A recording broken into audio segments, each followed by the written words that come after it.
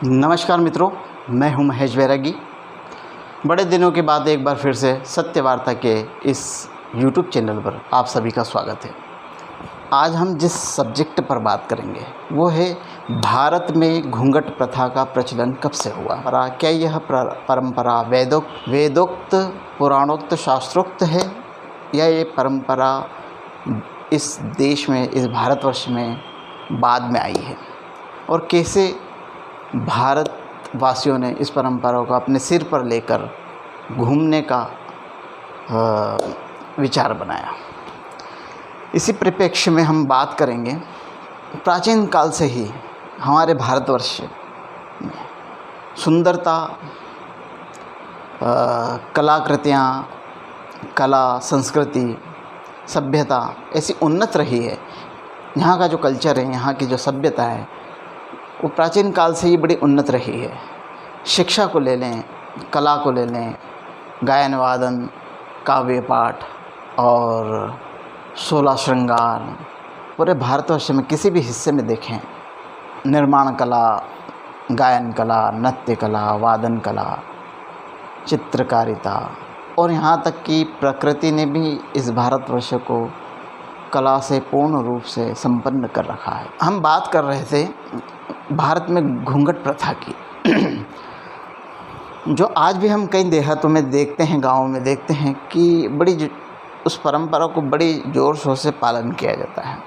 और अगर ना किया जाए तो जो बड़े बुज़ुर्ग होते हैं उनके द्वारा प्रेशर डाला जाता है कि गांव और देहाती क्षेत्रों में आज भी ये प्रचलन है घूंघट प्रथा का। लेकिन इसका उद्गम क्या है, यह कहाँ से शुरू हुआ?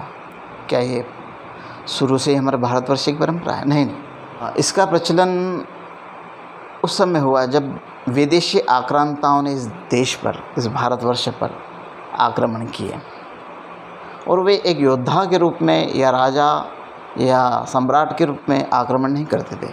वे लोग लुटेरों के रूप में इस देश पर आक्रमण करते थे। यहाँ की कला, संस्कृति, सभ्यता और कलाकृतियाँ, यहाँ की जो प्राचीन कलाकृतियाँ हैं, उनको ध्वस्त करने में वे बढ़ चढ़कर हिस्सा लेते थे।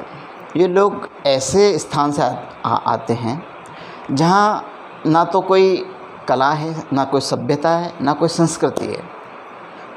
वे लोग एक रेगिस्तानी पथरीले इलाकों से आते थे और आए हैं जहाँ ना कोई ऐसी प्राचीन इमारतें हैं, ना गायन है, ना नृत्य है, ना वादन है, ना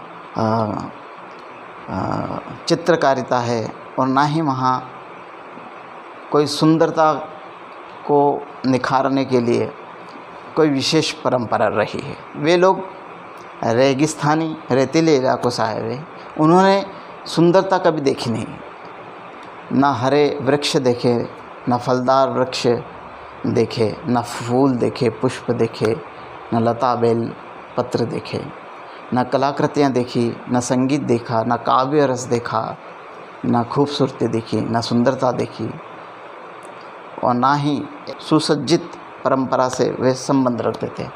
जब वे लोग यहाँ आक्रमण करने के लिए आए तो उन्होंने देखा कि भारतवर्ष एक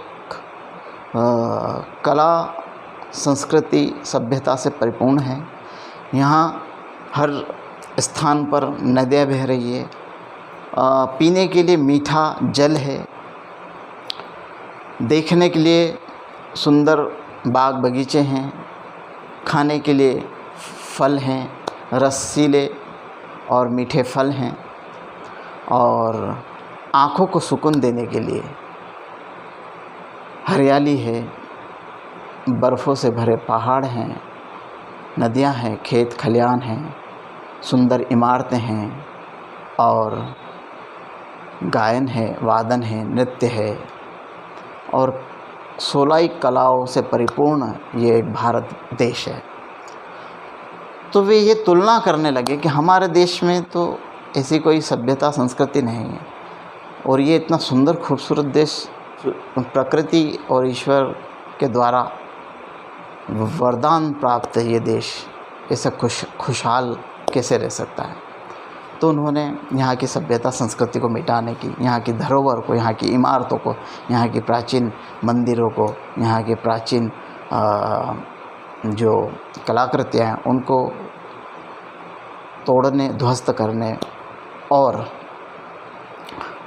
यहाँ की परंपरा को मिटाने, यहाँ की शिक्षा और यहाँ के जो विश्वविद्यालय जैसे नालंदा विश्वविद्यालय और तक्षशिला विश्वविद्यालय, जितने भी शिक्षा के स्थान थे उनको ध्वस्त किया। और उनके पास ना युद्ध लड़ने की कोई शैली थी, कोई कला थी। वे लोग लुटेरे की तरह ही युद्ध करते थे। हमारे भारतवर्ष में युद्ध करने की भी एक संस्कृति थी, कला थी और उसमें भी एक सभ्यता थी। जब हमारे यहाँ युद्ध होता था तो युद्ध का भी एक निश्चित समय होता था। सूर्य उदय से सूर्य अस्त तक ही युद्ध लड़ा जाता था, उसके पश्चात युद्ध को विराम दिया जाता था। परंतु जब बाहर के आक्रांता आए जिनके पास युद्ध का कोई विशेष नियम नहीं था, वे लोग कैसे भी रात हो दिन हो, पीछे से हो आगे से हो, कहीं से भी सोते हुए पर भी वे लोग वार करके वार किया करते थे। और कई स्थान जो उन्होंने जीते हैं वो ऐसे ही षड्यंत्र करके और पीछे से वार करना, धोखे से वार करना, दिन हो रात हो, सोते हुए पर, निहत्तों पर वार करना, यही उनकी युद्ध की शैली थी। तो वे कोई योद्धा नहीं थे, ना ही कोई राजा या सम्राट थे, वे लोग केवल लुटेरे थे।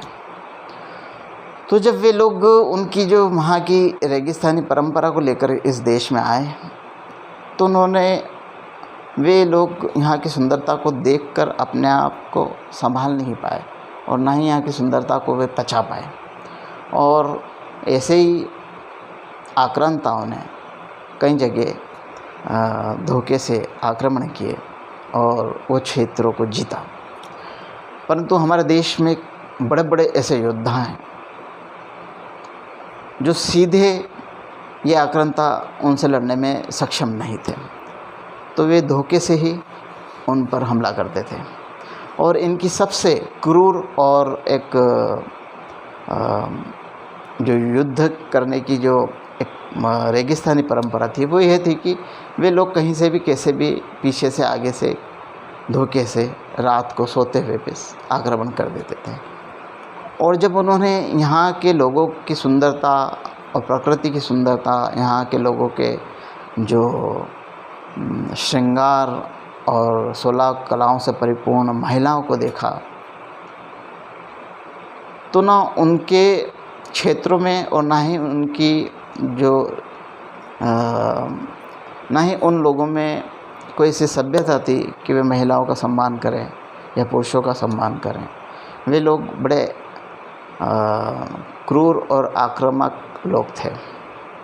जब इस देश पर उन्होंने हमले किए तो उनकी जो परंपराएं थी कि जिस क्षेत्र को जीता है और जिन लोगों की उन्होंने हत्या की है उनकी जो महिलाएं होती थी, स्त्रियां होती थी, उन पर उनकी कुदृष्टियाँ पड़ती थी। और उन्हीं कुदृष्टियों से बचाव के लिए और महिलाओं की सुरक्षा के लिए उनको पर्दे में रखना शुरू किया। क्योंकि कहा जाता है कि जब ये लोग आक्रमण करते थे और जो महिलाएं होती थी उन पर भी वे लोग अत्याचार करते थे और महिलाएं अपनी मान सम्मान और इज्जत को बचाने के लिए स्वयं को मृत्यु के घाट पर उतार लिया करती थी, विषपान कर लिया करती थी, अपने आप को ख़त्म कर लिया करती थी।